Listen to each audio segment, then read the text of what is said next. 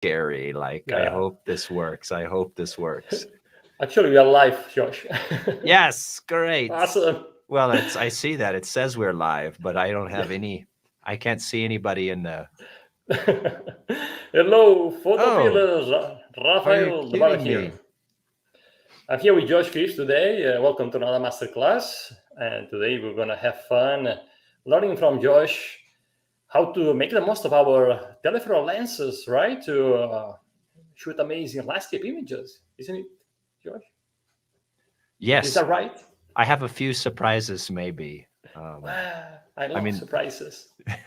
the weather's changing here, so I don't know. Is my screen already being shared, or are we? No, not ready. Do you want me to share Okay. it? No, no, no. Whenever ready to go, just let me know. Cool. So, Josh, thank you so much for joining us. I suppose that all of Rapios community knows who you are, but for those that you know don't know you, who is Josh Cripps?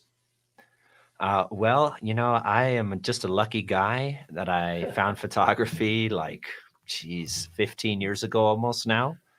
And it really took over my life. I was an engineer working for Boeing doing satellite design. And then I got into nature photography and traveling.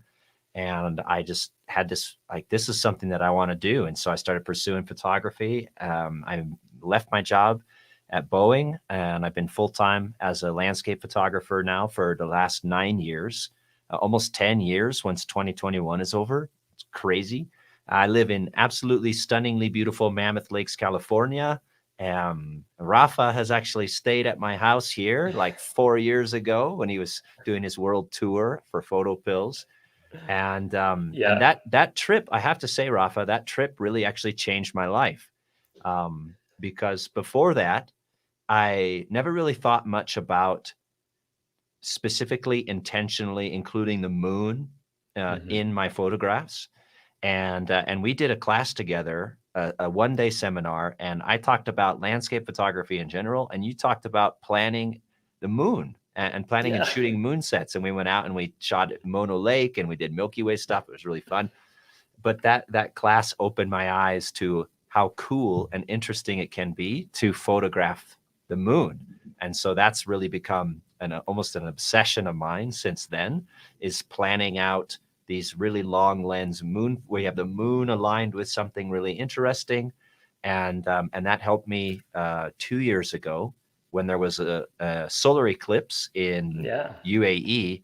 And Rafa, you actually gave me the idea for that photo. Well, you asked if I was yeah, going to go photograph it, and I thought, well, why not? Let me go photograph it. So I started a plan, and I used PhotoPills to create this plan of the annular eclipse going around a man and a camel out in the desert. And yeah, I don't know if the people out there have seen that photo, but if you just search camel eclipse on the internet, that'll pop up. And that yeah. that really blew up and got me a lot of cool attention, some not so cool attention, like people stealing that photo for various reasons. But anyway, so that's what I do. And over the years, like a lot of landscape photographers, I started off shooting wide angle stuff, and I've transitioned more towards some long lens stuff. And I'll talk about why that is later on today. So that's just a little bit about me. I'll have a little bit more in the presentation too. That's fantastic that you mentioned this the moon photography thing and the eclipse shot you got because actually we shared a few hours last year, right?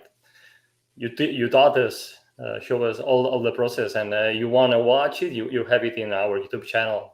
You have a really cool master class where Josh explains the steps he followed to capture that amazing images. But today is all about telephoto lenses. So what do you wanna see? Do you wanna jump into the presentation right now, or Yeah, why let's not? jump. Let's jump into it. That's why we're all here. I mean, I'm sure people want to hear about our lives, and we haven't talked in months. But I'm no, they're here for. Oh wait, that's right. I decided to make a change. I hope you guys don't mind. It's cold here in Mammoth. There's snow on the ground, and I thought instead of long lens photography today, instead I would give you my favorite winter stew recipes. So if that sounds good, let's go ahead and get started. No, I'm just teasing, of course.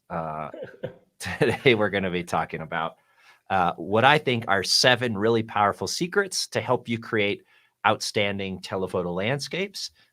So I'm going to get into it, but I just have a couple of sort of like, housekeeping things. I would recommend if you're watching this on your phone, to maybe switch over to a computer or tablet so you can see, everything in big size. And we'd love for you to really pay attention today. So if you want to put your phone away, put your kids away, put your cats away, um, and if there's some good information here for you, make sure you got something to take notes with. And then in terms of questions, um, I I'm sort of going to rely on Rafa today to moderate the comments. And if there's something that I'm going over in the moment that's not clear, please throw a question in the chat. That's no problem at all. Happy to stop and explain something further. But as long as it's sort of on topic, like if you have a question about the Milky Way, for example, I'm not talking about the Milky Way at all in this presentation. So if you have a question about the Milky Way that's not related, maybe save that one for the end. But otherwise, yeah, feel free to ask questions as we go. Awesome. Cool. So so this is me. You can see me. I'm not wearing my hat, but underneath that hat, there is this nice shiny cue ball. And like I said, I live in this beautiful place called Mammoth Lakes here in California. And I moved here because basically my favorite thing in the world to do is hike and backpack in the Sierra Nevada mountains. You're going to see the Sierra Nevada showing up a lot in this presentation. It's absolutely my favorite place to photograph. I think it is the most beautiful mountain range in the world. And that's a good thing that I like to hike and backpack, because just on a personal note, I'm an absolute sugar fiend. And if you put a plate of brownies in front of me, I will eat the whole thing. Now, over the years, I have had some really, really amazing opportunities, like to work for companies like Nikon doing presentations and promo shoots and things like that. And that's because, like we just mentioned as we were getting started, I've been doing landscape photography full time for the last, almost 9 years now. And it's led me around the world to see some of the most beautiful things I could have never imagined, actually, and let me create some cool photos at the same time. Now, today we're going to be talking about telephoto landscapes. So when I say a telephoto landscape, or Rafa referred to this as long lens landscapes, which really rolls off the tongue. I like that. I'm talking about all kinds of different photos. It could be a photo like this, where you have, this was taken at 500 millimeters of the moon setting behind some specific mountains that you plan out. This is actually, Rafa, my very first moon shoot after that class that we did in 2017. This is love what this got shot. me. Thanks, man. This got me hooked. When you see a photo like this pop up on the back of your camera, oh my gosh. It's like, this is one shot, right? This is one shot. This is one shot. Yeah. I try to do all of my moon photos in one shot if I can, just for the satisfaction. But I'm also talking about intimate landscapes where you might be exploring just a tiny little pocket of a landscape, where you're picking out specific features instead of a whole big scene. We're talking about where you're finding little isolated moments of light within a landscape. And telephoto landscapes can be big and grand scale like this. This is Tumanguya, or Mount Whitney.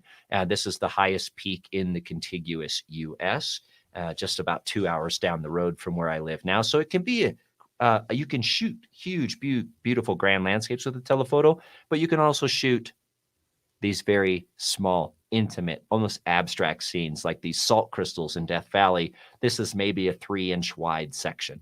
So when I say long lens or telephoto landscapes, I'm talking about all kinds of different landscapes, but the main thing that they have in common is we're using a lens like a 70 to 200 or even longer, up into the 300, 400, 500 millimeter range to shoot those landscapes. So I have a question for you, and I would love to see in the chat who already loves shooting landscapes with a telephoto lens. And I would also love to see who wants to love shooting with a telephoto lens, but you find it to be really challenging. So let us know. I would love to see who wants to embrace this side of photography. Don't be shy, guys. Yeah, don't be shy. Don't be shy. We want this to be interactive. It's live for a reason. We can't see you or hear you, but we really do want to, interact with you as much as possible in the chat. So, this is great. I'm seeing people say they love it. It's a great challenge. They'd love to learn more. Kurt is saying, I only shoot wide. Cindy wants to learn how. Okay, so we have a really great mix of people who already have embraced this, the people who want to embrace this. So hopefully we can together go off on this path together and have a really good time. So here's what I want to go over today is first, I want to just briefly cover like why telephoto landscapes are so interesting and cool. And even if you are shooting them, hopefully this gives you a little bit more food for thought. And if you're not shooting them, why you might want to start. Then I'm going to talk about those 7 secrets. And I'm going to have challenges that I'm going to give to you. So if you want to practice creating telephoto landscapes, these challenges are going to help you learn to see and to practice these techniques so that you can embrace them. And then we'll have time at the end for Q&A. Sound good? Okay, cool. So let's get started with the honest truth about telephoto landscapes is they're hard, right? They're just straight up hard. You have to be really, really precise with your composition. You have to have outstanding camera technique. So this is not a very forgiving kind of landscape photography. Now, when you're shooting with a wide angle, it is often extremely forgiving. If you pan a little bit to the left or to the right, the composition doesn't change that much, and you can make some fine adjustments. You get a lot of depth of field. It's easier to get everything in focus. And so wide angles give you that advantage of being a little bit more forgiving. But on the other hand, wide angle shots can be a little more impersonal. And what I mean by that is if you line up 8 photographers next to each other with 8 wide angle lenses and you tell them to take a picture, well, they're probably going to take 8 very similar looking photos. But if you get 8 photographers with telephotos next to each other, you're going to have all kinds of different stuff. And we'll talk about why that is. So why telephoto landscapes? Well, in my opinion, telephotos or long lenses are the best storytelling lenses. And if you're not considering story when you're taking your pictures, you're missing out on a huge opportunity to really express yourself personally through your photography. So in order to tell an effective story, you need to do at least 3 things. And that is establish the environment, provide storytelling moments, and give details of the places or the characters, the subjects in your story, right? Now, I'm talking about sort of big scale things, like if you're going to shoot for Nat Geo, if you're going to do an assignment, these are the kinds of stories that I'm talking about. So you can have storytelling within a single photo, or you can have bigger projects that have stories. And in those bigger projects, you need to do those 3 things: establish the environment, provide storytelling moments, and give details about the subjects of your photos. And so to tell a complete story, you can have these wide angle shots, and wide angles are fantastic for establishing the environment, right? This tells your viewer where this place instantly, especially if you have a recognizable subject. For example, this mountain is called Banner Peak, and anybody who's ever seen Banner Peak knows Banner Peak. So this instantly helps you establish the environment if you want to go on and tell a little bit more of a richer story. This is Cinque Torre in Italy, and this is the Pioneer Basin in the Sierra Nevada. These are all wide angle shots, and they instantly help establish the environment. But what telephoto lenses really excel at are those second 2 things that we need to accomplish. They help us provide storytelling moments, and they help us show the details to our audience. Now, when I say storytelling moments, what I mean by that are the very unique and interesting things that occur within a place that make it itself. So this is a place called Mono Lake. It's just up the road from me. And this is one of the most interesting, unusual places in the world. It's the oldest lake in North America. It has these tufa formations that come up out of the ground. And it's completely a saline lake. It's 3 times saltier and 100 times more alkaline than the ocean. Something like that. I mean, it's a crazy interesting lake. It's like a lake full of dish detergent. And it is one of the biggest breeding grounds for California gulls in the world. And so every summer you get this collision of gulls and thunderstorms here. Now, this photo doesn't necessarily tell you right? It's not establishing in the environment. You can't look at this and say you know exactly where it is, but this is a very unique collision of events that happen at Mono Lake, the gulls and the thunderstorms that make this place unique, that create its character. And using a telephoto lens to pick out moments like this is very effective. This is actually also Mono Lake. We get these insane lenticular clouds that form as winds blow over the Sierra Nevada. And this is a very unique experience. It's a very unique moment that happens at this place. And it helps me as a photographer create the character and showcase the character of this very special place. Now, in terms of details, that's a little bit more obvious to grasp. Those are just those fine things that give the texture and substance to a place, right? Like the sagebrush or the grasses that are around the shore of Mono Lake. And if you really want to tell a rich and robust, evocative story of Mono Lake, you can't just go down and take a single wide angle shot of the tufas at sunset, right? You need all of these pieces to really help explain to your viewers what this place is like. And that's what telephoto lenses really help us do. And the really cool thing about the telephoto is it's not just what a place is like, it's what a place is like to you. It's your personal expression. It's your way to showcase what is important to you about a place. Like I said, if you have those 8 photographers all lined up with their wide angle lenses, you're going to get 8 pretty similar pictures of the Tufa Towers, but it's not until you go out and you start to find those individual storytelling moments that speak to you when you say, whoa, that's really cool. Whoa, look what's happening over there. I got to get a picture of that. That's when your vision starts to direct your photography and you start to tell your specific story of a place. So this is why I love telephotos, because they allow you to express your personal vision, your personal story. Okay. So Josh, we have a question. Is it the right moment to stop you? Perfect. Awesome. We have Bertrand. Where do you focus in case of Mono Lake with the lenticulars? Okay, so I'm actually going to talk a little bit about the technical parts of telephotos later on. But for that image, this photo, I was standing pretty far back, maybe a few hundred feet or a few hundred meters from those sagebrush in the foreground.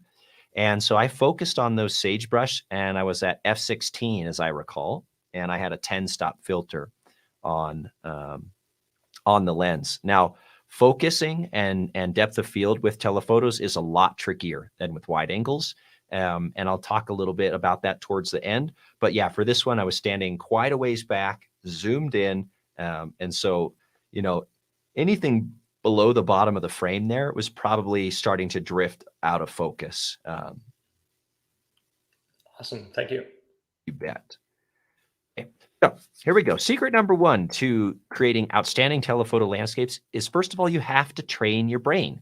You have to get acclimated to the telephoto view of the world, right? We're so used to seeing all of this stuff around us, and telephotos isolate just these little pockets. So the way that I like to think about this is kind of like getting into a cold swimming pool. It can be very uncomfortable at first.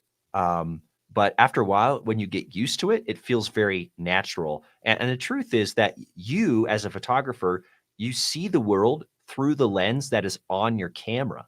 And so if you're walking around always with a wide angle lens, you are always looking for those big views, those big vistas and foreground elements and all that kind of stuff.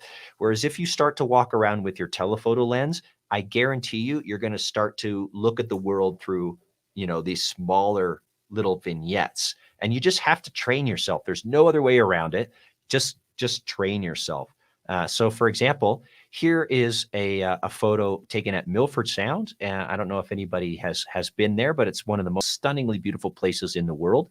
And I was there on a tour, photo tour I was leading a couple years back. And we had this really like kind of bland overcast weather, and everybody on the trip, we get there and they see the hugeness of this place. I mean, that mountain in the middle, this is about a mile high, right? So it's like almost 1.5 kilometers straight up out of the water. It's insane.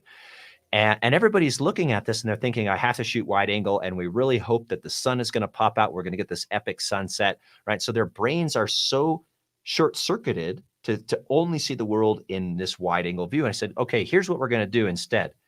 I want everybody to take their wide angles off, and I want you to put your telephoto lenses on.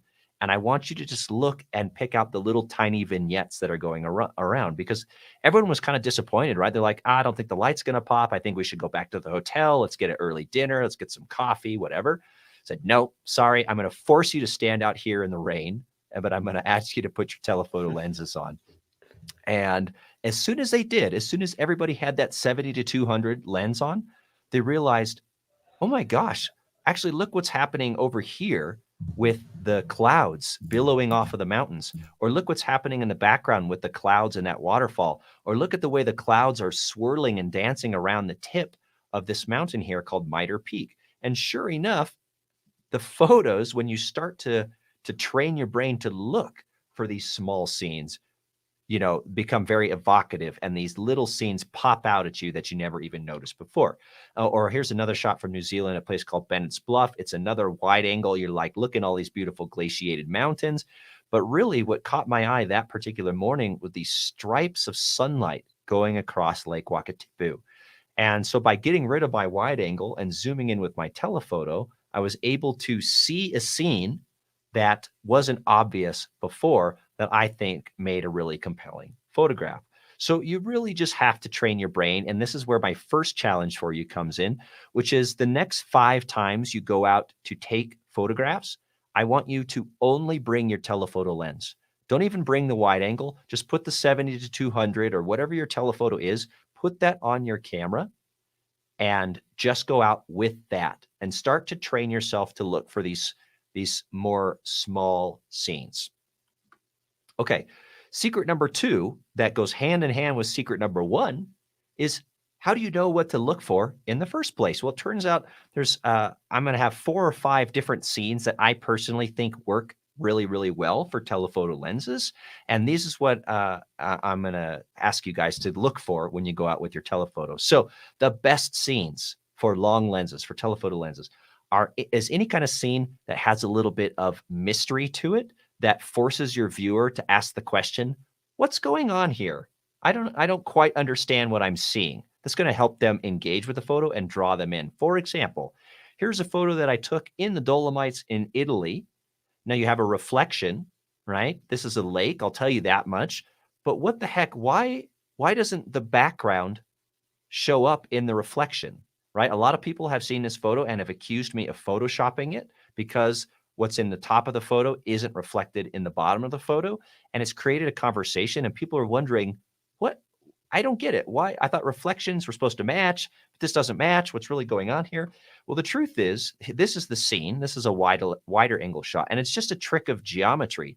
Because that mountain in the background is so far away, the reflection coming off of the lake bounces up and actually doesn't even hit that forest, right? It's reflecting just the sky. And that's what creates this really unusual optical illusion of the reflection not matching the sky.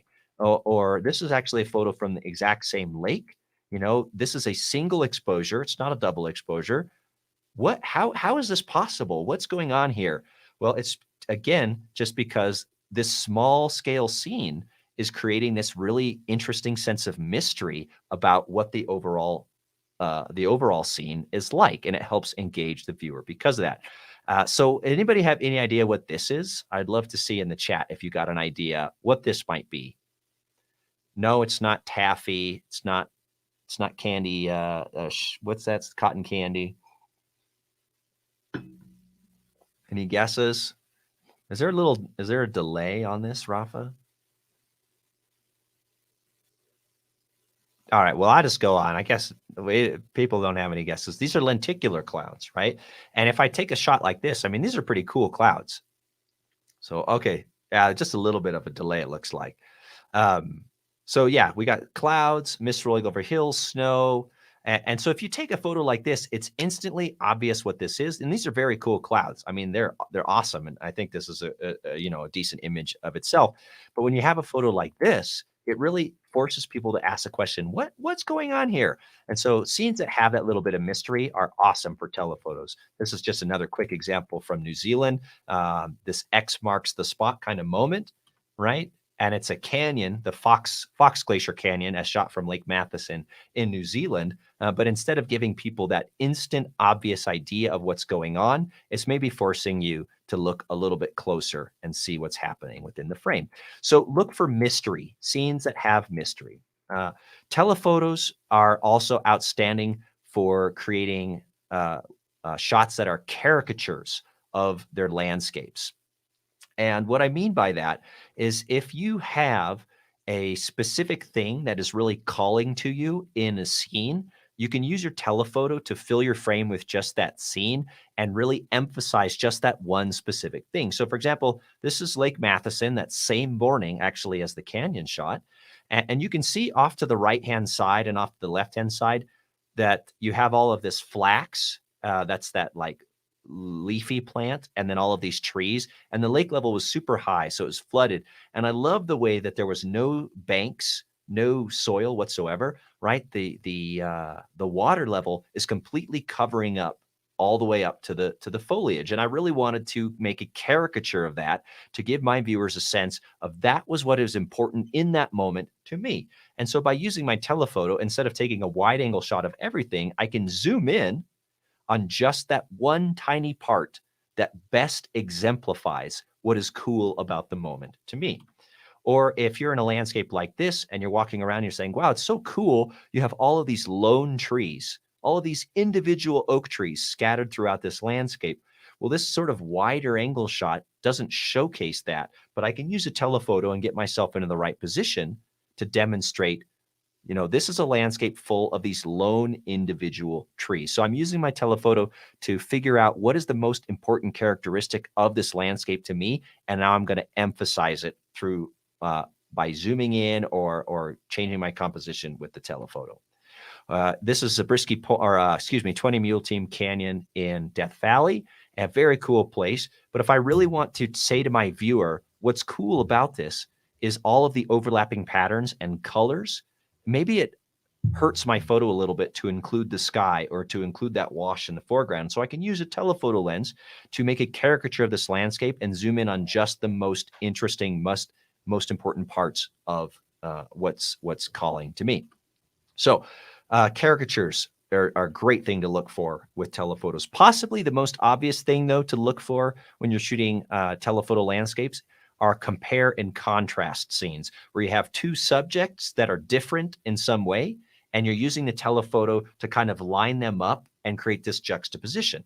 So, for example, if you have like warm versus cool color contrast, this was warm afternoon sunlight being reflected in these pools in a flooded badwater in Death Valley, and the reflected light on the diffuse light on the salt was quite cool. So it created this very beautiful, warm, cool contrast. And I zoomed in with the telephoto to capture just that contrast. This is a scene in Alaska. And again, here's a grand landscape taken with a telephoto. But what I loved about this was the contrast between the sort of foliage and this, there's a lot of life on this little this hill in the foreground. And then you have the contrast with that very foreboding, glaciated, intimidating mountain in the background. And the telephoto helps create a perfect contrast. You can do other kinds of contrasts like light against dark. And this is a beam of light spotlighting just these willow trees in Yosemite Valley that created a wonderful contrast with the dark forest behind. And so by using a telephoto, I can emphasize that contrast. You can do textural contrast, right? Like sharp details versus smooth details. And in this case, it's the flowing water compared to the rocks and this, this little bit of grass here that's holding on for dear life. The telephoto allows me to emphasize that contrast. So those compare and contrast scenes are really awesome to look for with your telephoto. And the final one that I want to talk about is uniformity within chaos. The telephoto lens really allows us to find those moments of homogeneity within greater chaotic landscapes. So this is a northwest part of Mono Lake. Very cool over there. It's like a dinosaur creche. They have these little rock mounds that look like dinosaur nests, but it's a chaotic landscape, right? There's all kinds of different formations and clouds and these rocks and mud and salt and all kinds of stuff going on. And a telephoto lens, like if you look at the small scale of each of these individual pockets, there's actually uniformity. And so you can create a very simple photograph that speaks to one specific aspect of a place within the overall chaos of the big landscape. This is a place in Bolivia called Isla Incahuasi, and it's this one island in the middle of the gigantic Salar de Uyuni, and it's covered with these cactuses, and it's an absolute riot. There's stuff going on, and it's very chaotic. But the telephoto lens, you can find just maybe one section of uniformity within the overall scene. And that really helps paint the picture of what this place is like. Okay, so those are the 4 kinds of scenes: mystery, caricature, compare, contrast, and uniformity with chaos, that work very, very well within the world of telephoto landscapes. And finally, my final point on this is simply flog. For the love of God, simplify. So whenever you're out there with your telephoto lens, always be trying to distill the scene down to just its essence. The more you can simplify it, the more powerful it'll be for your viewers. All right, so this is my second challenge to everybody out there, is to distill the scene. I want you to go out there with your telephoto lens and be looking for these 4 types: the mysterious scenes, the scenes that are caricatures that emphasize one particular aspect, the compare and contrast, and the uniformity within chaos.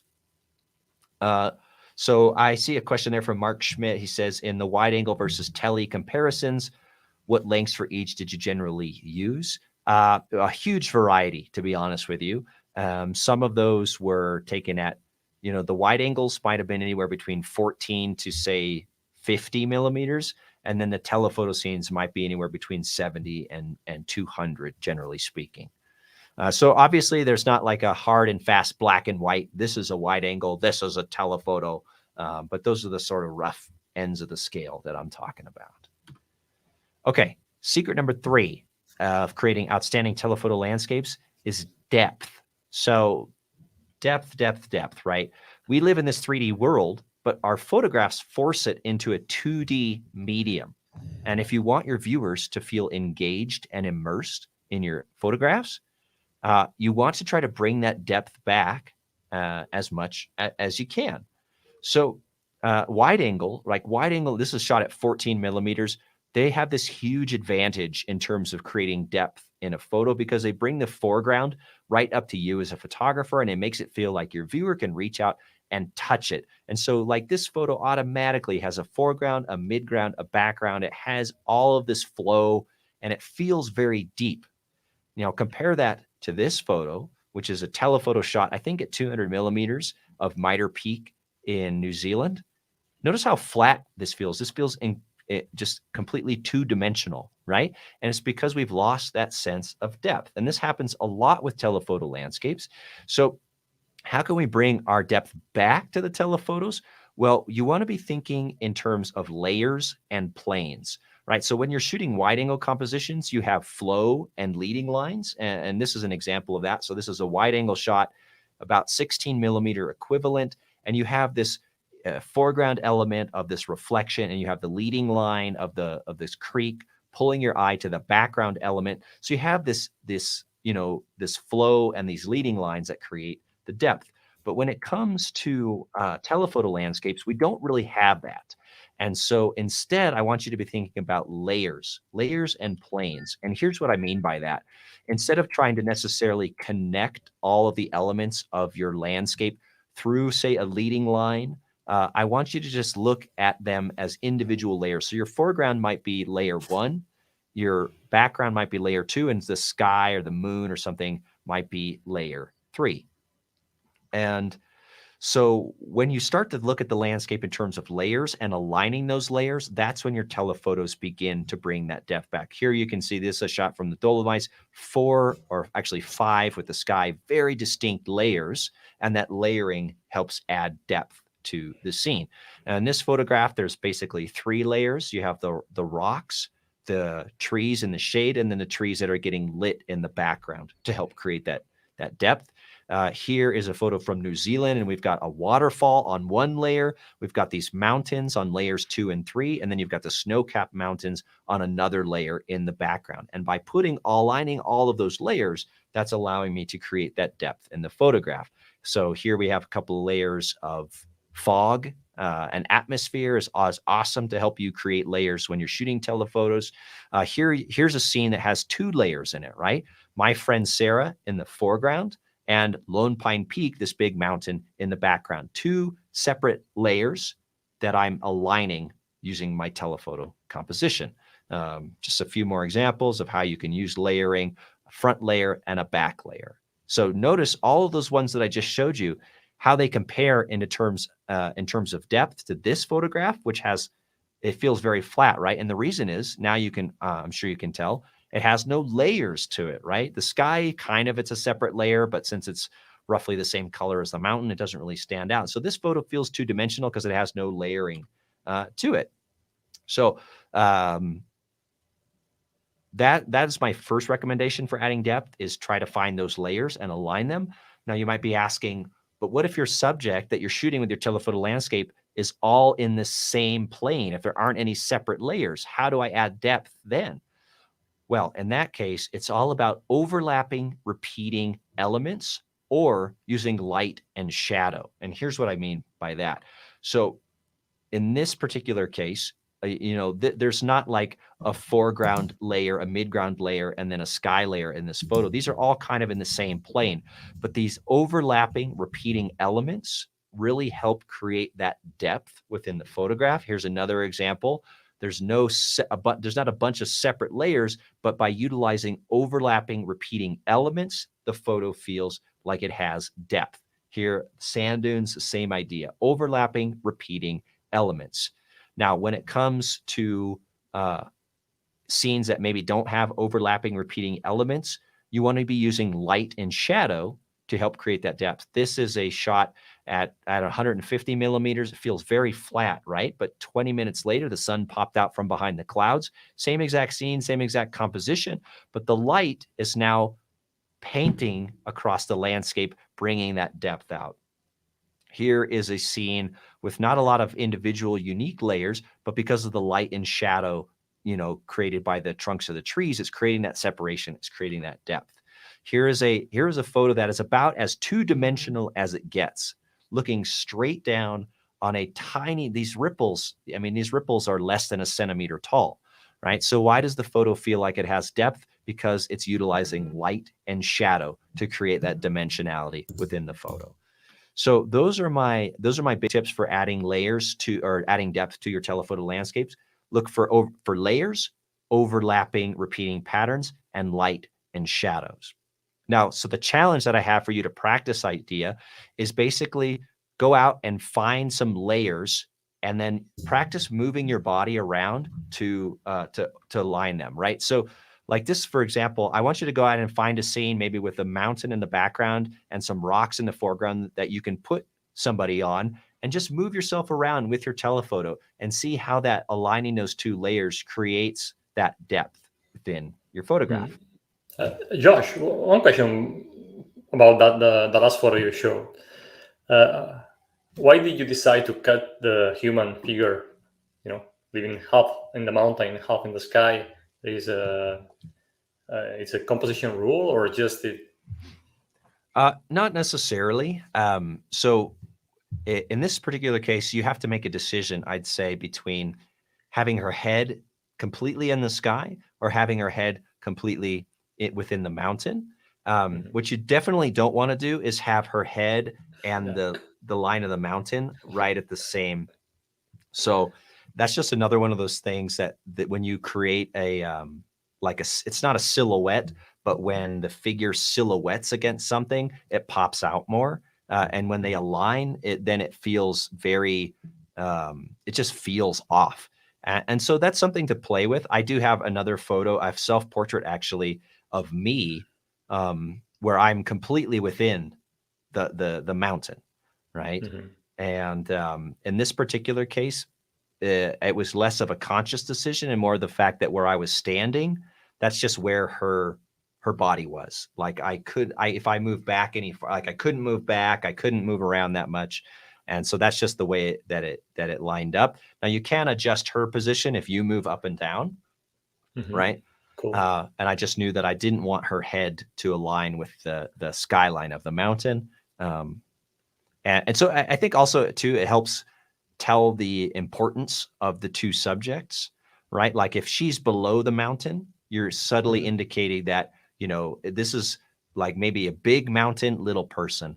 And in this case, by having her above the skyline, I'm saying she's a little bit more important in this particular story. You know, whatever story you want to imagine in this case, she's the main character. Nice, thank you.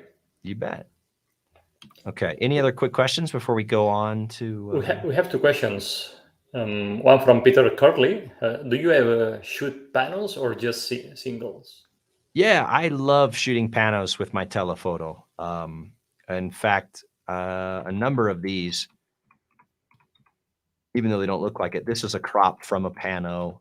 I have to go way back. I'm going too far back here.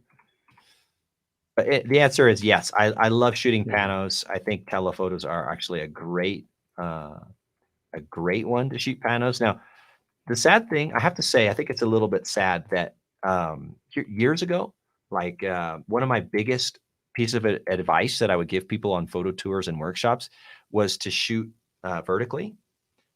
Because, you know, everybody's so used to just grabbing their camera and shooting in landscape orientation. Now, thanks to our phones, everybody's used to seeing photos in a vertical orientation, right? And so tons of people are now, that's their primary way of shooting is the vertical. And I think the sad thing that happens with this is our devices are changing the way that we see the world. And so when you go out and you shoot a telephoto and you have, you know, you create this photo that might be, you know, one frame or 2 frames high and 10 frames long, and you could blow it up and put it around your entire house and it would be amazing. But then you see it on your phone and it's this little thing like this. It's not very exciting, and I think it can discourage people from shooting that way in the future. So anyway, that's a sort of a random rant about that. But yeah, I love shooting panos when the scene calls for it. Absolutely. Awesome. And then we have Barbara Franklin. Have you ever gone up to 400 mil, and when? Yeah. So for most of my just general telephoto landscape work, I'm using my 70 to 200. If I'm getting above that, it's probably because I'm thinking about maybe a moon photograph. I love to shoot the moon between 400 and like 700 millimeters. But every now and again, I do like to bust out the 2 to 500 mil lens, just to zoom in really tight on one little spot. And I'll keep that in mind as I'm going through the rest of the presentation. If like a really long lens image pops up, I'll let you know. For the most part, I'd say probably 90% of the photos I'm showing you today are 70 to 200 mil shots. Well, the other day I saw you shooting with a telescope. Oh yeah. Yeah. That's a whole other thing. I just bought a telescope. It's 2000 millimeter focal length. Wow. And it literally, the moon literally fills the entire frame. It's very cool, but that is a whole world. I'm a total beginner at astrophotography using a telescope. I mean, it's a lot of work, a lot of new skills to learn. But maybe in another year or something, we could have another class about that because it's very cool. Very cool. Awesome. Yeah. All right. Thank you. My pleasure. Okay. So I have seen actually a couple of questions in there that I specifically didn't answer yet, because I knew I was going to talk about this, which is when it comes to telephoto landscapes, secret number 4 is that depth of field and sharp focus is not the be all end all. All right. And I would just really want to underline this and underscore it. It is 100% okay for certain things in your telephoto landscapes to be out of focus. All right. So with wide angles, it's so common, and landscape photography in general, we're always thinking it's got to be sharp. It's got to be sharp. It's not sharp enough. I better focus stack it. I better, okay, let go of that idea. I'm giving you permission to let go of that idea. It's okay for certain things in your photos to be a little bit out of focus. You know why? Because one, it provides a visual push from one part of photo to the other part of the photo. And if you're always used to shooting at high f-stops and super sharp details, it can actually be really fun to do the complete opposite, shoot landscapes at f4, it's going to open up this little box of creativity you didn't even know you had in your mind. So actually going back to this photo, I don't know how well it comes through on the presentation, but the background is actually slightly out of focus. So my friend Sarah is in super sharp razor focus, and the mountain is slightly out of focus. And again, that is helping tell the story of what is the main character in this story, right? So the mountain is slightly out of focus. It's helping draw attention to the woman in the white dress. This is a photo of a lone tree in New Zealand, and the foreground grasses are completely out of focus.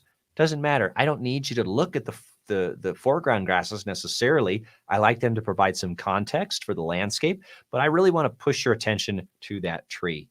This is a shot from Mono Lake, and the foreground sage is also slightly out of focus, helping draw your attention, right? This is a photo. It's sort of like a symmetry sandwich. So we have this nice soft sky. We have some soft details in the sage, but in the middle, it's razor sharp, and that helps push your eye right to the middle of the frame.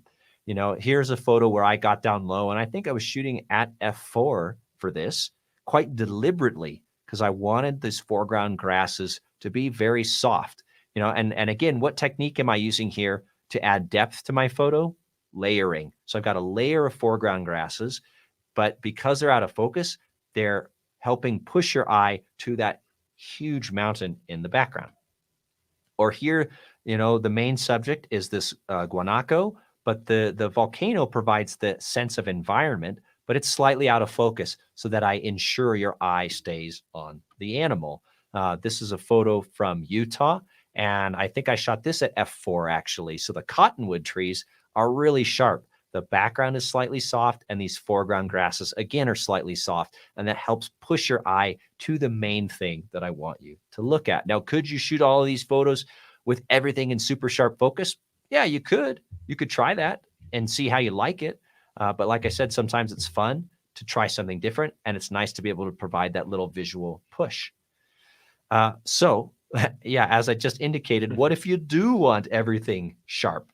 Well, in that case, and to answer some of the questions that I have seen, like from Denny, he was asking, what's the ideal f-stop? If you are trying to get everything sharp, I personally have found that more or less f16 is your friend. Now, obviously, this is a very general guideline. Don't go out there and, like, if you have something this close to your camera and something a mile away and it's not sharp, don't get mad at me because I told you to shoot at f16. It's just a guideline. But in general, if you're relatively far back from your photograph, you know, like if you're talking about layers here, if you're relatively far back from your first layer, the easier it's going to be to get full depth of field on the whole scene. So if you are shooting at say f16 and everything's not in focus, you can try getting back a little bit farther and zooming in to maintain the same approximate composition. That'll help you sort of compress the scene in terms of the focus and get depth of field. So if everything you're shooting is all in one layer, then you can get away probably with f8 or maybe a little bit higher. So I'll just go through some examples now. Like this photograph, this was shot at f16. Everything is sharp here, f16, and I think this was 170 millimeters. This one, everything is sharp from front to back. You can see I'm quite a ways away. I'm probably 500 or 1,000 feet up this hillside. My first layer is that the hill of silhouetted trees, and I'm at f16, 200 millimeters, and everything is sharp all the way through. Now, this is a single layer photo, and notice that I'm using light and shadow here to create that depth, and this one is actually at f8, and to answer the question about focal length, this I think is actually a 500 millimeter focal length shot. Just this tight little shot of trees. Now, this is a telephoto shot of the Southern Alps in New Zealand. Notice how there's basically only one plane, one layer in this photograph. And I shot this at f11 to get some of this little bits of detail in the snow in sharp focus and that background. So that's just, again, a general guideline. If you're trying to shoot a scene with lots of layers, go for f16. And if you're shooting a scene with fewer layers, you can probably get away with f8, f11, something like that. But really, what I want to encourage you to do is practice shooting with things a little bit out of focus. Practice the push. Get your telephoto lens on, put it to f4. If you have a 2.8 lens, put it to f2.8, and then get a couple of layers. Like, let's just go back to this shot because it really does exemplify a lot of things. So find and create a composition like this, something in the background, something in the foreground, and then practice photographing with each of those layers in and out of focus with your telephoto lens, and just see what effect it gives you. See where it draws your eye, and see what the overall story that you feel like the photo is telling, and just build up that sense of intuition of, okay, this is what I want to make important. How can I do that? Nice. Josh, do you use the hyperfocal distance concept in telephoto lens? Because we use it a lot when photographing the moon, for example. We pay attention to hyperfocal distance, so we know if the subject and the moon will be acceptably sharp, depending on the shooting distance and the focal length and the aperture you're using. Yeah, so I actually don't use a hyperfocal distance when I'm using my telephoto lens. You know, when I first started photography and before my camera had live view, I was all about the hyperfocal.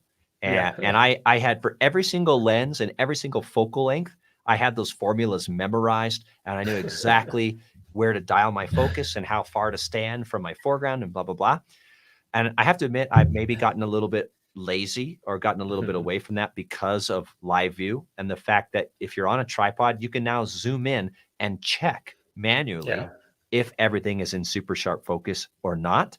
But I often don't even do that, just because over the years I have built up that intuition, right? And I have shot so many of these scenes so many different times in so many different ways that I have a built-in calculator, like an intuitive calculator that tells me, okay, this scene, I know I want my foreground sharp and my background a little bit fuzzy. I'm going to go F8, or I want them both in sharp focus. I'm going to stand here, I'm going to focus there, and I'm going to shoot at F16. So cool. I don't think there's anything wrong with the hyperfocal ideas. I think those are great concepts to understand. But I think, honestly, the best way to be your best version of a photographer is to shoot, just shoot so much, all these different scenes, that you build up the playbook. You build up the automatic intuition about how to do this. Yeah. Cool. Thank you. You bet. Okay. And just really quickly, Barbara asked, what is hyperfocal distance? It's sort of this mathematical, mathy idea that says if you're focusing at a certain spot, then objects from here to here will be in focus. That's a super simple explanation of what it is, but that's good enough for now. It's just like the mathematical way of understanding depth of field in your photography. And PhotoPills, the PhotoPills app does have hyperfocal distance calculators, and so it can help you understand what's going to be in focus based on your lens, your focal length, how close you are to your foreground subject, how far your background is, all that kind of stuff. Definitely. We use PhotoPills to plan the hyperfocal distance on the map, so we can visualize what will be in focus and out of focus depending on where we're focusing. But that's another topic for another video. Actually, you have a lot of videos on the hyperfocal distance in our YouTube channel, so you can feel free to go and check them out. Yeah, and I just want to reiterate, a lot of people asked me, how do they learn PhotoPills? And I'm guessing this goes for the audience out there too.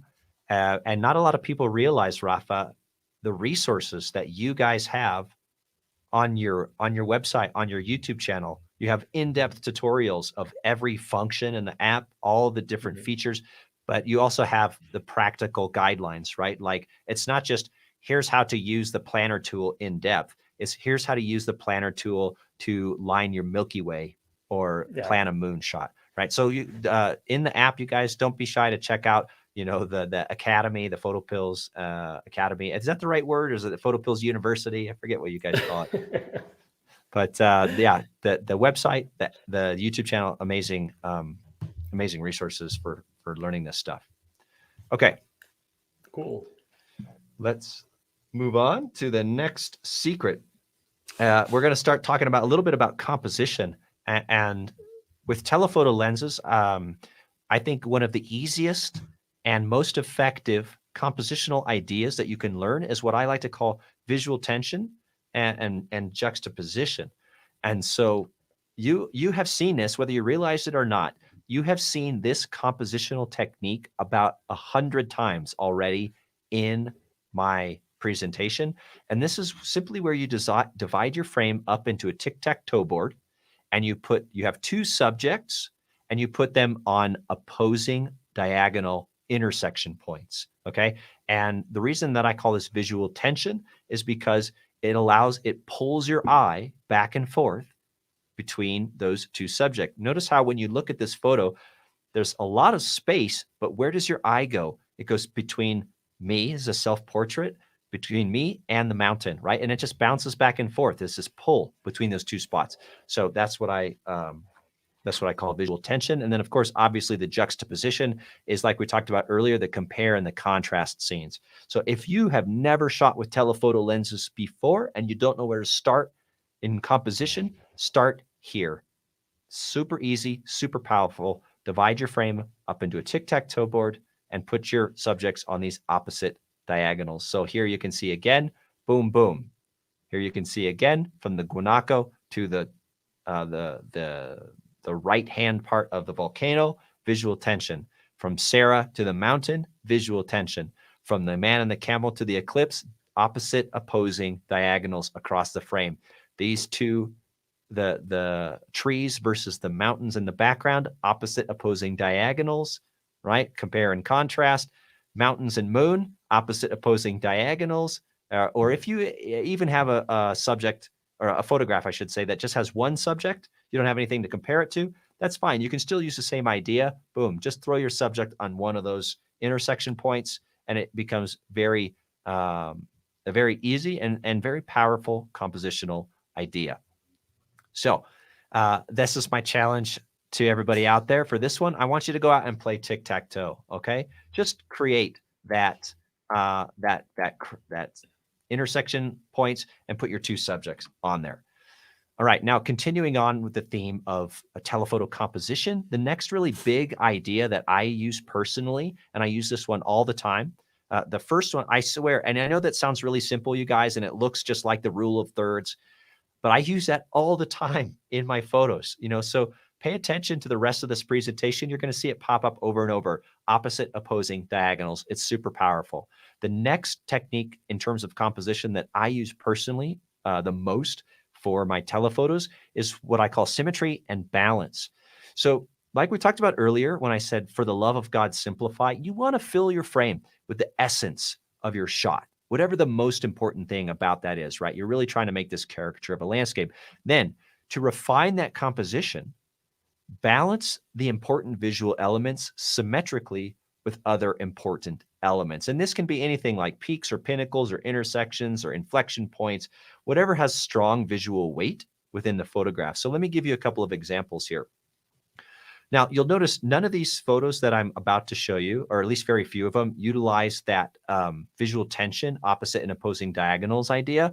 And so when you're in a scene that you can't use that, this is when I like to use the symmetry and balance. So what caught my eye about this particular scene was almost the mirror image of the fact that you have this triangle of light in the foreground and this sort of triangle of shadow in the background.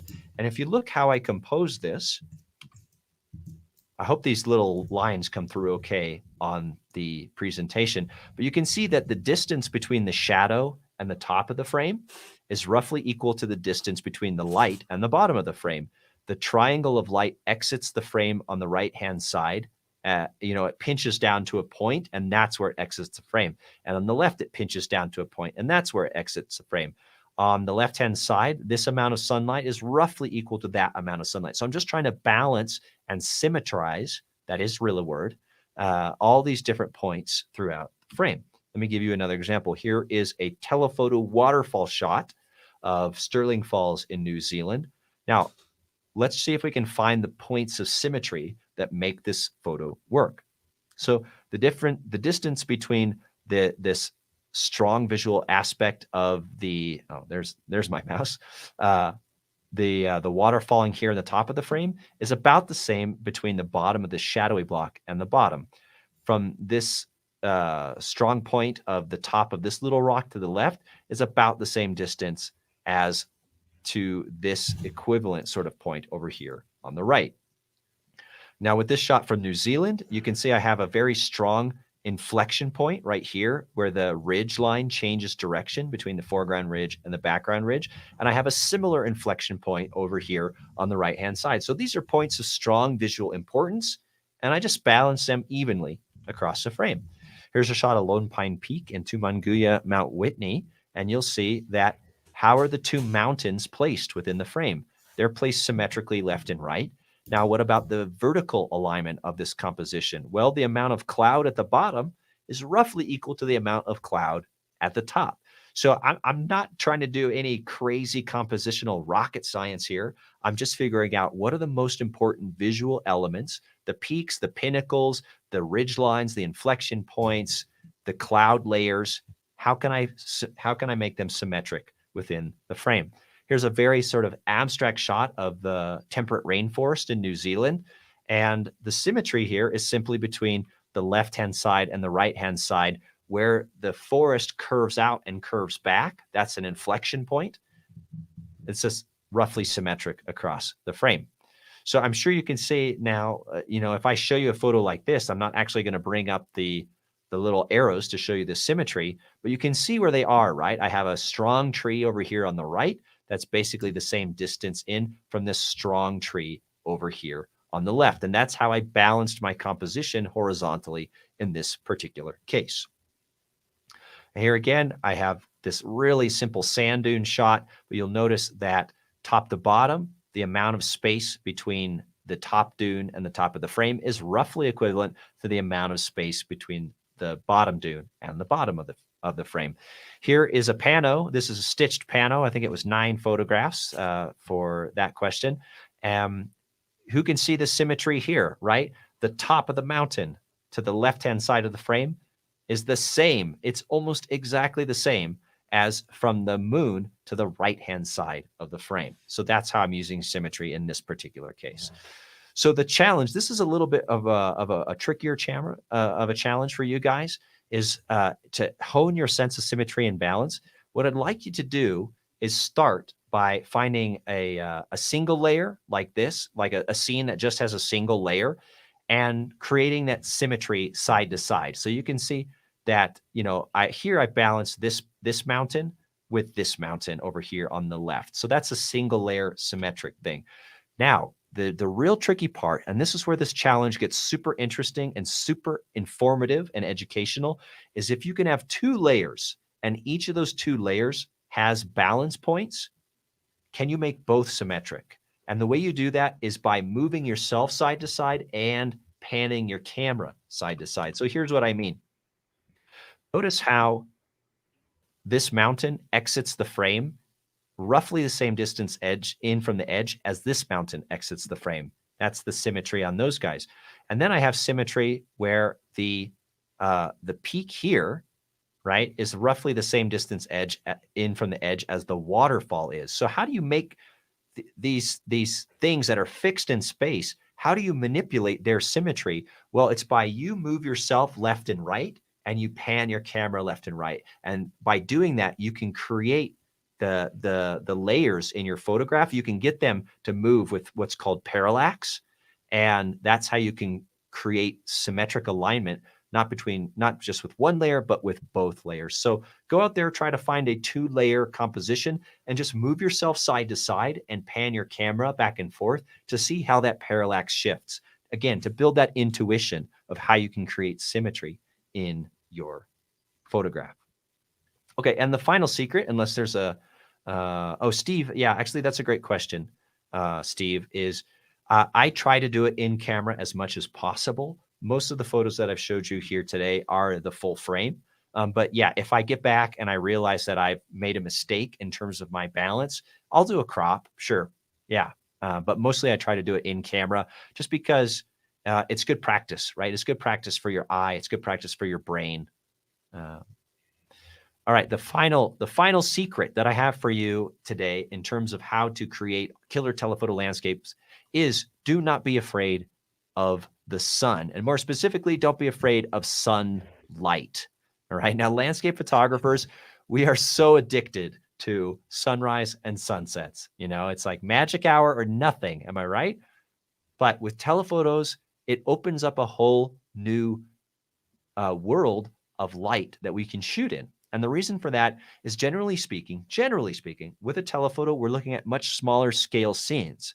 And within those smaller scale scenes, even harsh light can be more uniform or it can be less harsh. The transitions can be more gradual. Okay. Now, me personally, when I'm shooting telephoto landscapes, my favorite time to shoot is up to 1 hour after sunrise or about an hour before sunset. And if I'm shooting something like a sand dune that has built-in really smooth gradual transitions, I don't mind shooting that, 2 hours after sunrise or 2 hours before sunset when the light is arguably very harsh.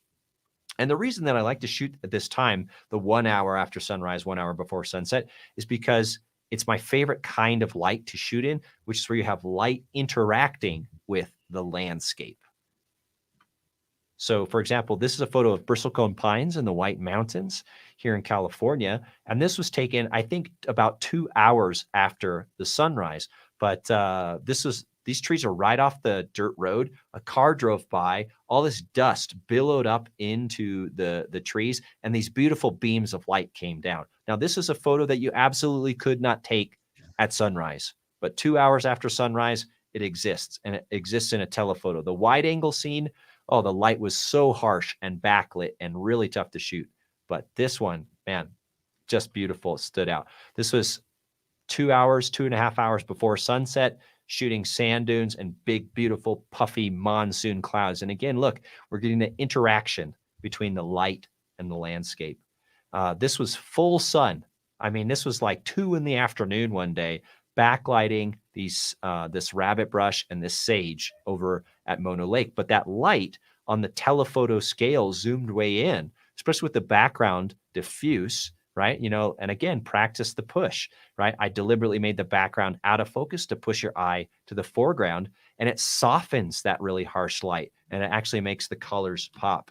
Another example, this was that same time of day. I think I actually just turned 90 degrees to my right. These grasses are getting hit with direct sunlight, harsh as you could possibly imagine. But by zooming in on a very small scale, that harshness gets a little bit more diffuse and allows the colors of the grass to really pop. This was a photo with like an afternoon winter storm. The wind was blowing snow off the backs of these mountains at maybe 3 p.m. But that direct light on the telephoto, using a telephoto lens to pick out just this one spot, really made for a cool scene. Bright morning light going through the forest, afternoon light striking just one part of this mountain range. This was maybe taken at noon. I think this was noon in Bolivia, and it really made the colors pop just on this small scale. So another backlit, the leaves of these trees are exploding with color because they're getting hit with direct sunlight. I have so many, I forgot I put this many examples in here, but I think you guys get the point. Don't be afraid of direct sunlight. This was 11 a.m. in the morning, direct sunlight on this waterfall. And yes, Wow.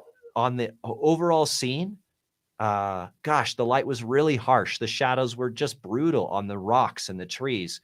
But on the waterfall itself, goodness gracious, the light was so beautiful on this telephoto scale. Okay, so this is my last challenge for you, and maybe the easiest challenge. I want you to sleep in. I want you to go home early. I want you to be shooting telephoto lenses, in direct light, and I want you to look for those small scenes within the big scale scenes, and look for where the light is transitioning smoothly, where you might be able to use that telephoto to pick out something a little bit more interesting. So let's see. Rafa, how are we doing for time? How long are we supposed to go today? We have time. No worries at all. The time you need, man. Okay, killer. Because I got Mi casa es tu casa. Perfecto. Gracias, amigo. So I've got a couple other things that I'm happy to talk about. Some bonus stuff. I know people have had quite a few questions about the techniques, like physically the camera technique that you employ when you're using telephoto lenses. Oh, and incidentally, this is another super telephoto. This might be at 500 millimeters. This shot here. Because shooting with a telephoto lens is technically challenging, so much more than shooting with a wide angle, right? Our focus is a problem. Depth of field can be a problem. Motion blur, all major problems. So in terms of solving focus problems that you might be running into, right? Because images can be soft for a lot of reasons, because of focus or depth of field or because of motion blur. So we're going to try to solve each of those. Now with focus, things you want to be looking into for your telephoto lenses. If your camera has the ability to do an autofocus fine tune, I highly recommend Googling how to set that up for your camera. That means for each individual lens you attach, it might be front focusing or back focusing slightly behind your subject, and the fine tune allows you to dial that in really perfectly. I also recommend that you use the center focus points on your camera. They're way more accurate and they're way faster. So if you have like your focus point way off to the right hand side, you might find that your image is not quite as sharp as if you're using the center focus point. So you might want to use back button focus, the center focus point, and then recompose. Oh yeah, back button focus. There it is right there. So back button will allow you to set your focus and recompose. And then when you press your shutter button, the camera won't automatically refocus. In terms of depth of field problems, we talked about this a little bit already because people had those questions. But again, my number one recommendation, as opposed to you don't want to get stuck in the box of thinking I always have to be at f16 and 100 feet away from my foreground. You really just want to be to build that flexibility and intuition as practice, shooting all kinds of different scenes, and you'll get a really good sense of where you need to be focused, what kind of f-stop you need. Now, luckily, with digital now, we have a wonderful tool to help us, which is live view focusing.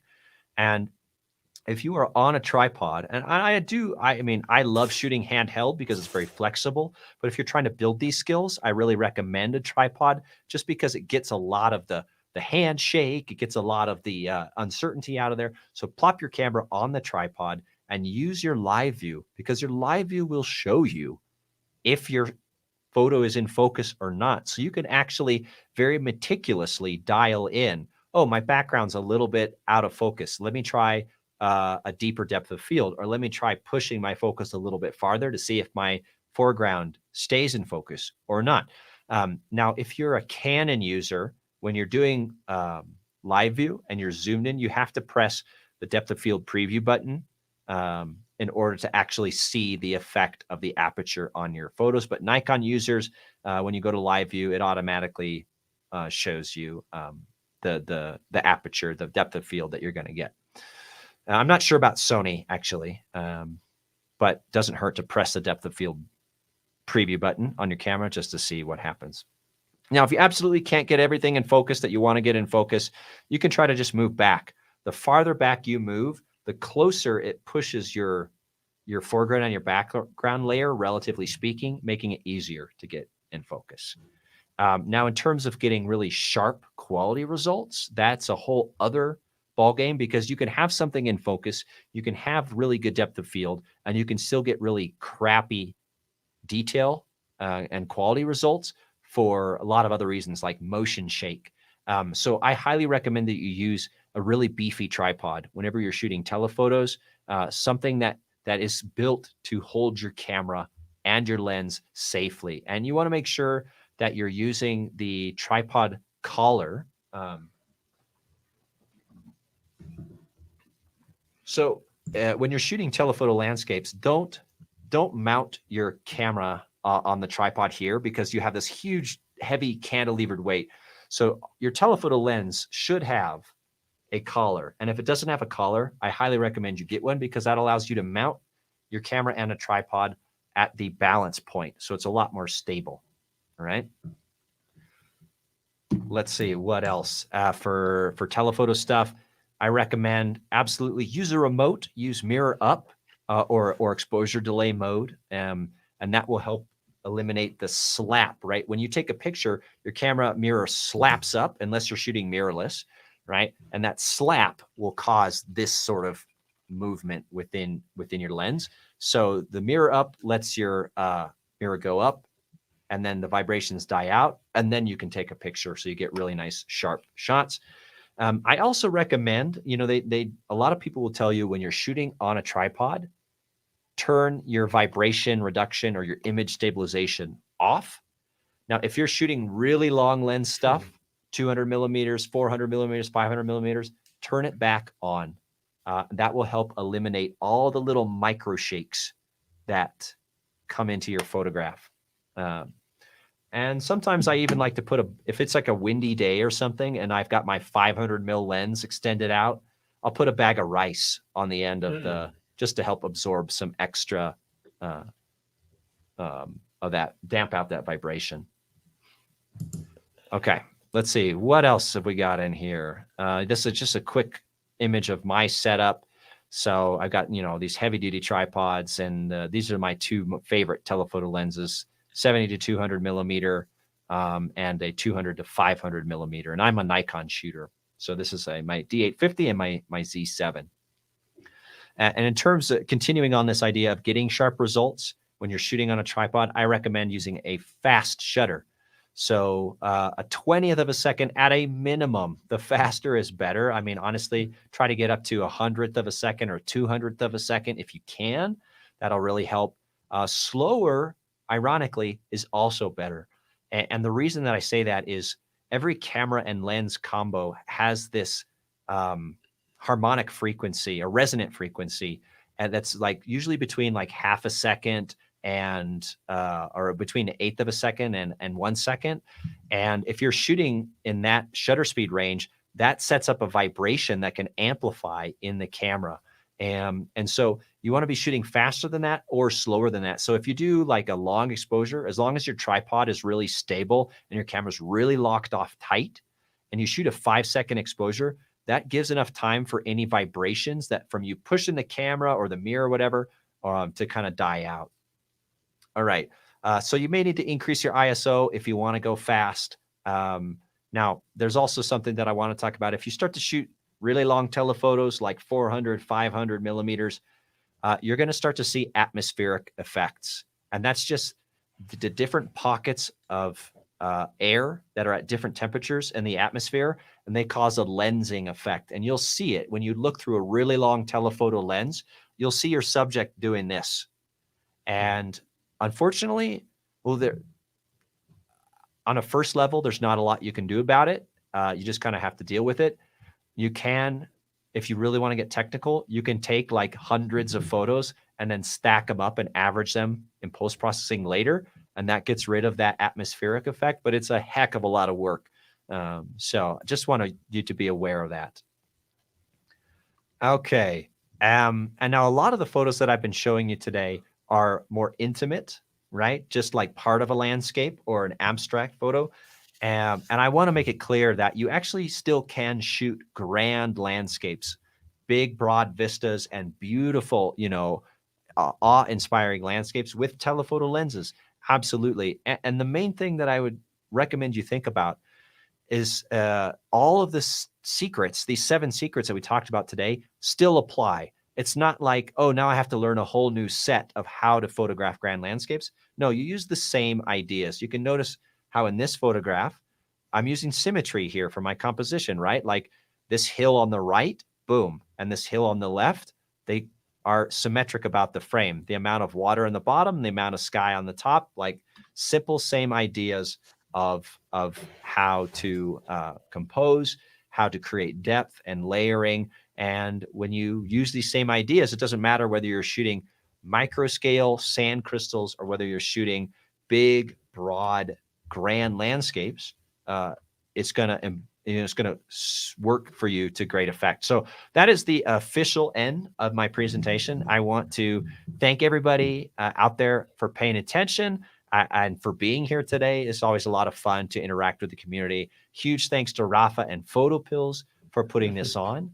Now, Thank you. Rafa, is it okay if I show, like, if I've got some classes and stuff coming up? Of course, of Okay, course. cool. So if anybody wants to practice this telephoto stuff with me in person, this is what I've got coming up.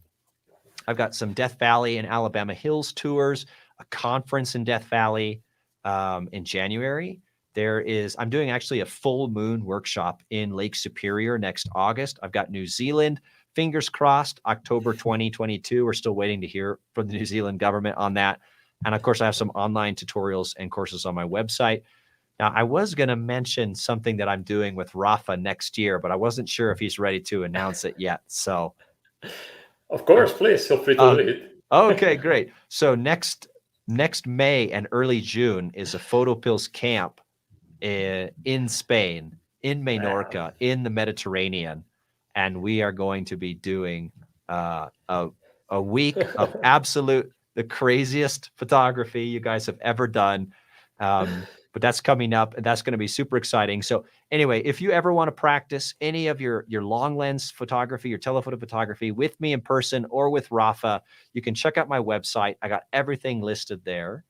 And yeah, I'd love to see you out there. And we have some time now. So I'd like to open it up. If anybody has any questions, or you asked a question already that didn't get answered, go ahead and throw it in the chat, and we will Yeah, try. we have a few questions.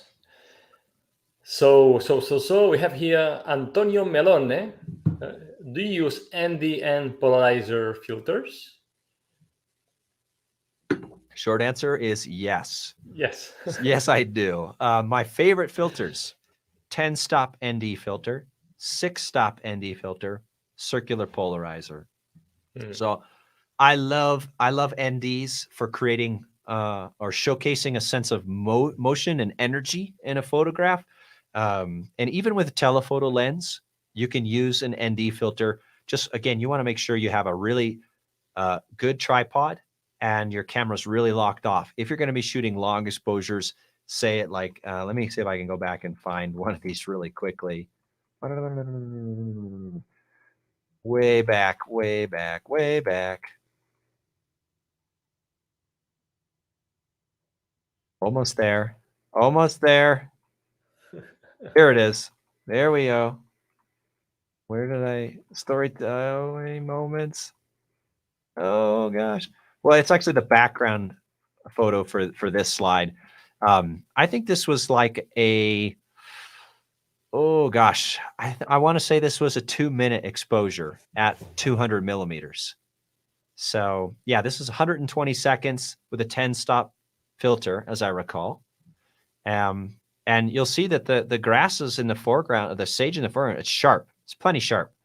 And so, this is just quality tripod, knowing, I mean, Rafa, we could do a whole other class about long exposure photography, but the main key with long exposures is to know what is your baseline exposure without the filter, and to know exactly how strong your filter is, and how to calculate the long exposure. But yeah, I love filters when appropriate. Now, in terms of a circular polarizer, I use that mostly. I actually use a circular polarizer more with my telephoto than with my wide angle, because I hate when you get the uneven polarizing effect in the sky. That just doesn't look good to me.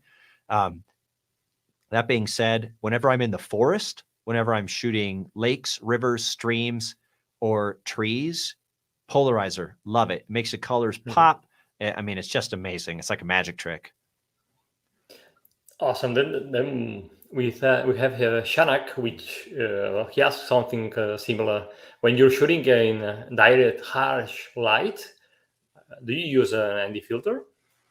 Not necessarily. For me, an ND filter is not specifically for reducing light. I think about it more as a tool for showcasing motion.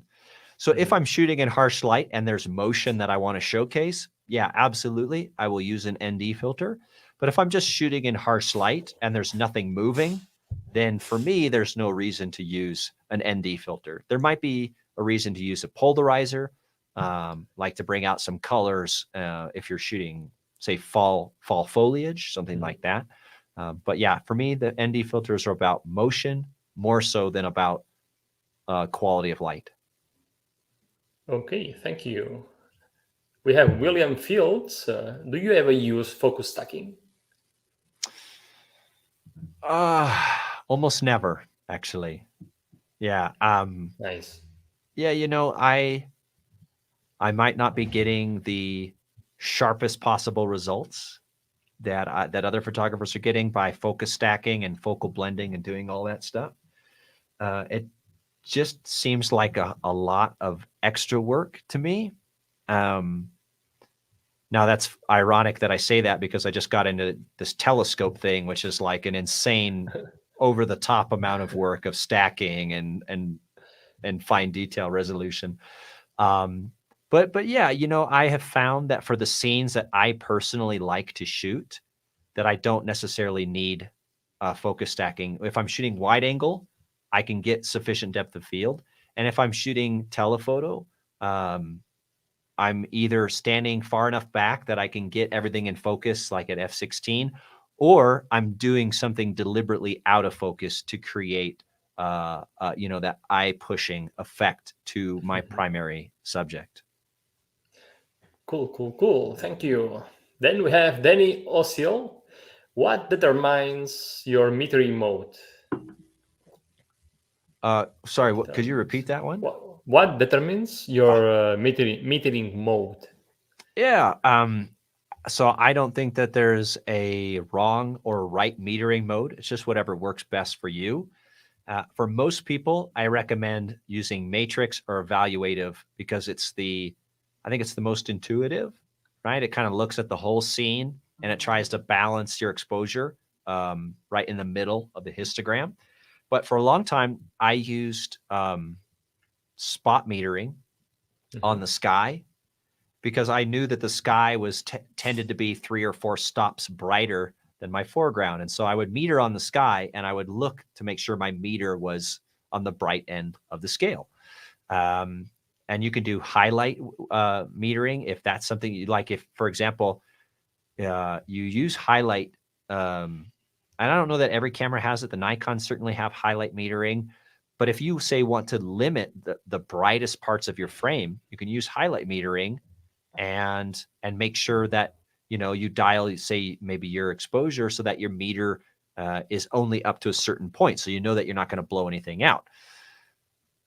So it really doesn't matter. I just pick the one that I feel like. So for certain scenes, for example, if you're shooting into the sun, you might want to have a better sense of what the highlights are doing. So maybe highlight metering or spot metering on the sky is going to make sure that you don't blow out your highlights.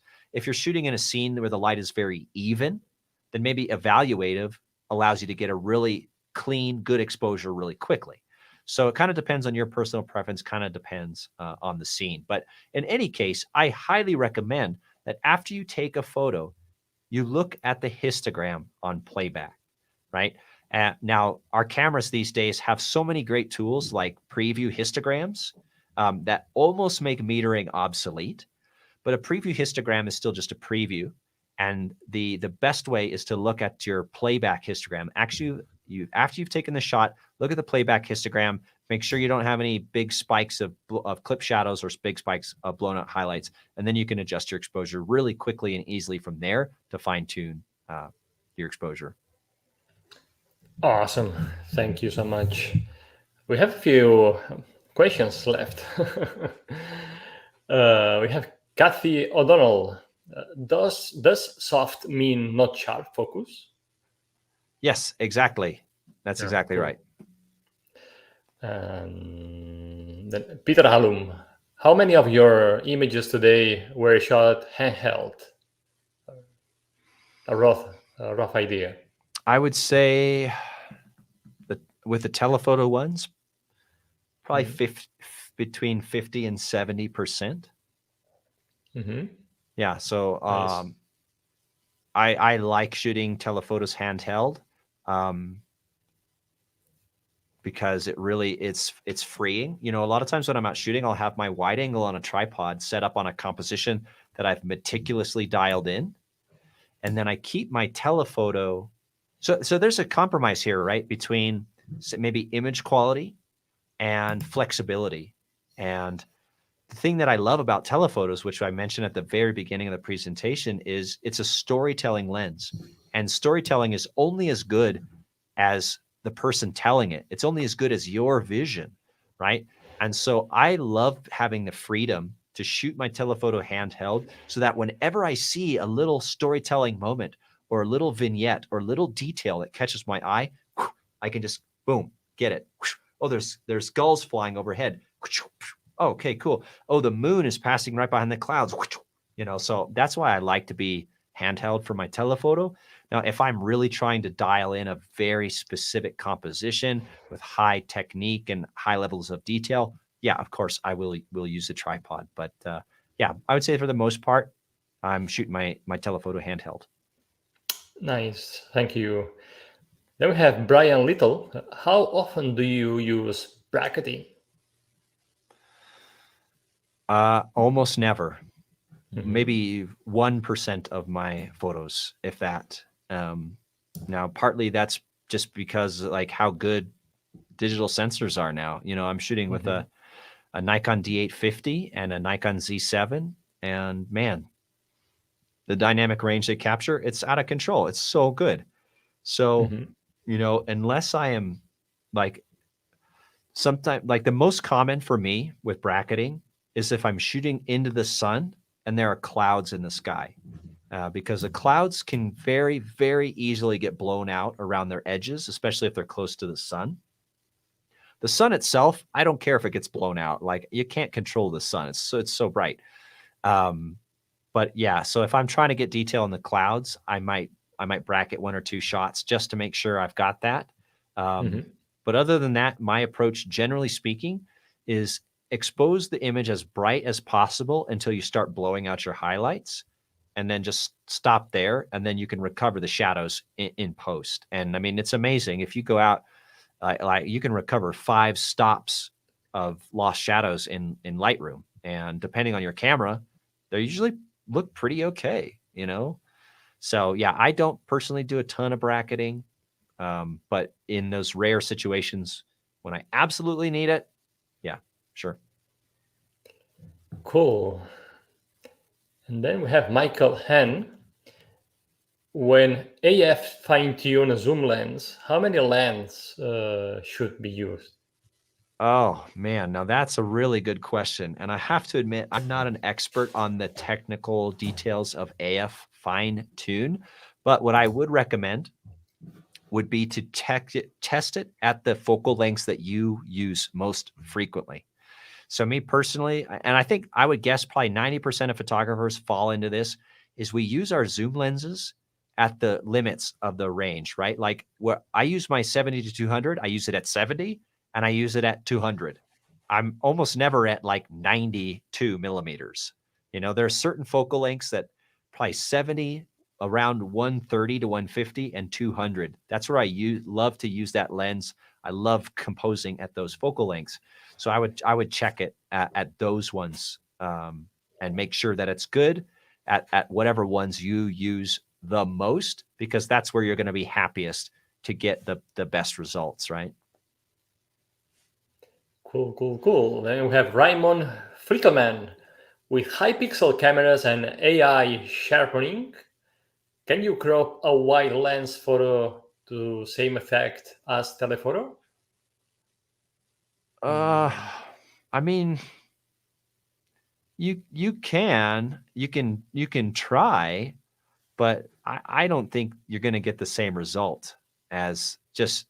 So my philosophy always is do as much as you can in the field to create the shot that you want. Like every time I have thought, I'll just do that in post. I get back and I kick myself. Like, why didn't I just take the 2 extra minutes to, and this goes for everything, whether it's cleaning your image sensor or like if there's a beautiful waterfall shot that has a stick, right? And you're like, oh, I should have just moved that stick. Yeah, you can clone it out, but it would be so much it's just a better quality result. If you just had taken 30 seconds to go grab it and move it. And I haven't done the explicit tests. Like I haven't tried taking a 50 megapixel or a 50 millimeter shot, cropping it, super resolutioning it, and comparing it to 200 millimeter. I haven't done that. If you do, let me know. I'd love to see your results. I'd be really curious. But my gut instinct is if you want a telephoto shot, shoot a telephoto. Cool. Do you have time for a few more questions, Josh? I think so. Oh yeah, 11:30, no problem. Awesome. We have Rafael Bustamante. Ball versus gimbal. Do you have criteria for using each? Yeah. So generally speaking, a ball head is fine. I think a gimbal head, it becomes important when you really need a high level of stability at super long focal lengths. So I don't own a gimbal head. It's been on my list of things to buy, especially for moon photography, because it really helps stabilize your long lens. Or if you're doing wildlife photography, bird photography, it allows you to be stable and still position and move quickly, right? Like a ball head, if you try to move it quickly, a lot of times your camera will go whamp, just fall over. So yeah, I would say, in fact, I'm just a little embarrassed to admit, for the amount of moon photography I do, that I don't have a gimbal head. I really need to get one. But you know what? They're expensive. They're so expensive to get a quality gimbal head, and that's the story of photography, right? We did not choose a cheap. This is not a cheap a hobby that we do. So yeah, if you're going to do lots of long lens stuff where you need that good stability, get a gimbal. Otherwise, like a good ball head. I use Acrotech ball heads. They're amazing. Of course, Really Right Stuff. Nobody ever complains about a Really Right Stuff ball head.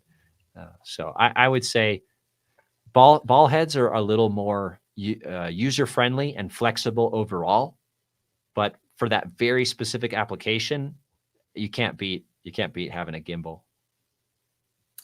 Cool. Jean Lemieux. Always manual or aperture priority? I mean, it totally depends what you're comfortable with. I personally always shoot manual mode. And that's just because I've been doing it for 15 years, and for me, it's as easy as riding a bike, right? Like I don't even think about it. But aperture priority, if you're shooting in, say, like light that is changing very quickly, then aperture can be just fine. But I find that what I've seen when I'm teaching workshops of people who are shooting in aperture priority, they're actually already shooting in manual mode and they don't even realize it, because they're shooting in aperture priority and then using exposure compensation to dial their exposures up and down a little bit. And if you're doing that, you might as well just be in full manual mode. It's just a tiny little baby step further. So yeah, it totally depends. Like most of the time, full manual. If I'm shooting maybe a bird, or if I'm ever shooting portraits, which is very, very exceedingly rare, then I'll oftentimes use aperture priority with even auto ISO and center weighted metering, because that's a situation where I don't want to be constantly cranking my dials. I just want the camera to make sure that the exposure of this person or this bird or this animal is good every single time. But for landscape work, yeah, I'm usually in manual mode. Okay, we have 4 questions to go. Okay, let's do them. Let's crush them. Zfish75, do you recommend using a CPL on long exposure surface of still water? It depends. Polarizer? Yeah, that's a great question. It totally depends on the effect that you want to get, right? Like sometimes looking underneath the water is super cool, and bringing out the details of the rocks or whatever's down there is amazing. But sometimes you want the reflection, right? The reflection is the shot. So it just depends. Like the nice thing about polarizers, though, is you can spin them and they'll turn on and off. So you can just try it one way, try it another way, and see what works. Oh, and I want to be clear, like photography is always an experiment, right? Like, I'm here today to help guide you guys, but every time I go out, it's not like I just sit there and this golden light shines on me and I go, I know the answer to this photograph. It's not like that. I get an idea and I try it. Oh, that didn't work. Let me try turning my Polaroid. Oh, no, this composition, let me back up. Shoot, I just can't. So there's always an experiment. You're always testing things. There's never like, this is the right answer. Always do it this way. You're just trying and seeing. And the more you try, the more you'll develop your own intuition, right? Mhm. And what you like and how to use your equipment then to capture the images that tell the stories that you want to tell. That's really what it's all about, not necessarily this is the right way and this is the wrong way. That's great advice. Lisa Brown, do you use a filter for sunrise sunset telephoto images to prevent sun glare? Yeah, this is it. This is my filter right here. So if I'm shooting into the sun and I'm getting a lot of like lens flare coming into the camera, I'll just put my hand out. Like, this is my camera, I'll put my hand out and there we go. This is really hard to demonstrate. I just try to block that light from coming in. Now, a lot of times this does require a double exposure because you'll like put your finger in the frame maybe to block the sunlight. And then you have to take another shot with your finger out of the frame. And then you can blend in the areas where you've stopped the lens flare. But that's the main filter that I'll use. I don't often use like an ND, like a grad ND filter. Very rarely with the telephoto. And that's just, you have to get the more you zoom in, if you're going to use a grad ND, the harder your grad has to be because the field of view of the telephoto is so much smaller than a wide angle. So if you put a soft grad ND filter on a telephoto lens, you won't be able to tell where the gradation is.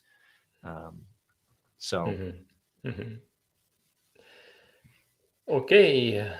Oh, that's, you know what? And there's actually a good, I just see it in the chat right now. Kamala asks, what's wrong with lens flare? And nothing, absolutely nothing at all. I don't have my Lightroom running right now. Otherwise I'd show you guys some photos. Like, lens flare is cool. It can be cool. Absolutely can be cool, depending on how it looks and your personal aesthetic. I mean, if you like it, use it. Absolutely. Absolutely. Definitely, there are no rules. Break the rules. Neil McKay, how do you fine tune a telelens on an icon? At the wide end, the close end, or find the middle compromise? Yeah. So if you go into the menu on the Nikons, there's like under the I forget if it's under the wrench. Yeah, I think it's under the wrench. So it's like AF fine tune is the thing. And it allows you to dial in a specific setting for each individual lens. Now, we talked about it briefly a few minutes ago, but I would fine tune it for the focal length that you use the most, where you want the best quality results. And I don't know that I kind of forget how that works. Like I said, I'm not a technical expert in the AF fine tune, so I would Google it. I don't know if it gives you the ability to modulate that fine tuning for different focal lengths for the same lens. But at a starting point, I would put the lens on, dial it to the focal length that you use the most, and then fine tune that one. Awesome. And the last question, and it comes from me. Josh, if I want to keep learning from you, where should I go? I know that you have these upcoming workshops, but online, how many? Do you have? I mean, you said that you have tutorials, but do you have like an extensive course on landscape photography? Give us more details on that. Okay, yeah. So I have a lot of resources, and I'm happy to share those with the community here. So the best place I would say is get on my mailing list. Go to my website. You can sign up. I have like free ebooks and stuff. And if they're not I always change my website all the time, so I forget how to get certain places. But like, if you just go to my website, joshcripps.com, you can get on my mailing list, and I send out, bi-weekly newsletters with tips and ideas, and tutorials and resources. I have a YouTube channel, and there's a lot of educational content. When I first started the YouTube channel, now I'm doing a little bit more like narrative, storytelling types videos that have a little educational content, but they're less about like, here are 7 ways to do telephotos. But my newsletter is a great place. Now, if you want to take that next step and invest a little bit more in your own photography, come on a workshop. Absolutely. I do have an online course. It's all about grand landscape photography, specifically the exact opposite of what we talked about today. This is about wide angle, ultra wide angle, grand landscape photography. But I do have an online course about that. And the best way to get involved in that, if you go to my website, the first thing you'll see, this big banner, is like a free web class that talks about my approach to storytelling. And at the end of that web class, there's a discount if you want to enroll in that Grand Landscapes course. That's the best way to do that. And right now, I just came out with a Lightroom course about local editing. So if you want to improve how you use your brush tool and grad tools and all that stuff, that course. And then this winter, I'll be developing some, I'm going to call them, I haven't figured out the names yet, but like some fundamentals courses. So fundamental approaches to composition and fundamental approaches to mastering your camera, not just about, so it's not just like, this is how the exposure triangle works. Like, that's really boring. That information is everywhere already. But it will be like, how do you actually use your camera to accomplish certain things? So like real infield approaches to getting depth of field, getting good exposures. How do you actually use manual mode? How do you use your metering and your histogram to achieve the things that you want to do? So that's what I'm going to be developing this winter, assuming I have time, which, as you and I already talked about, is not the case ever. But that's the goal. But the best place, 100% best place, newsletter. That's where I make all my announcements, all my tours, all my courses. Everything goes out through the newsletter. Awesome, Josh. I don't know how to say what to say, man. It's been wow, almost 2 hours. Fantastic class. People are super happy in the chat. Yeah, learn a lot. That's great. And again, thanks for everybody. I'm seeing David and Rob and Kamala, Nick Page. What's up, Nick? Yeah, man, I can't wait for Death Valley.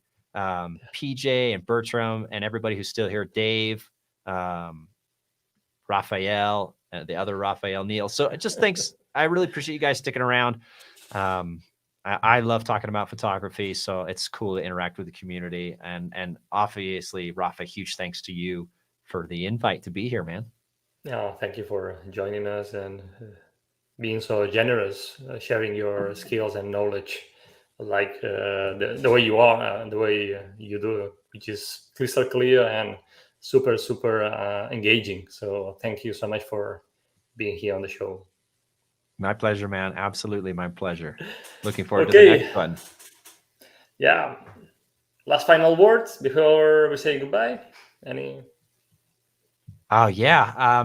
Enjoy your winter, everybody. I hope you get out to take some photos. And if you do have a chance to practice the skills that we talked about today, send me some photos. I'd love to see them. I don't have I can't necessarily provide like super in-depth critique on photos, but if you got out, you took a shot that you're proud of, and you said, oh, look, I used this idea of visual tension and juxtaposition, and I just wanted to show you, I'd love to see it. I would love to see your images. So I'm always stoked to connect with people that way. Awesome. So people, you want to keep learning, you have Josh here available always to help. And well, thanks so much for joining us today. It's been amazing. Guys, that I'm not a photographer, so I'm like all the time like learning new skills and new information from me. It's like, oh my god, this is so cool. And well, I think it's that's it, right? If you like this video, give us a like, subscribe, and I'll see you next Wednesday in another video. And remember that you have the power to imagine, plan, and shoot legendary photos. Bye-bye, and thank you so much, Josh. I love you. See you soon. See you in Menorca. Yes, I can't wait. I absolutely can't wait. Oh. Bye bye, everyone.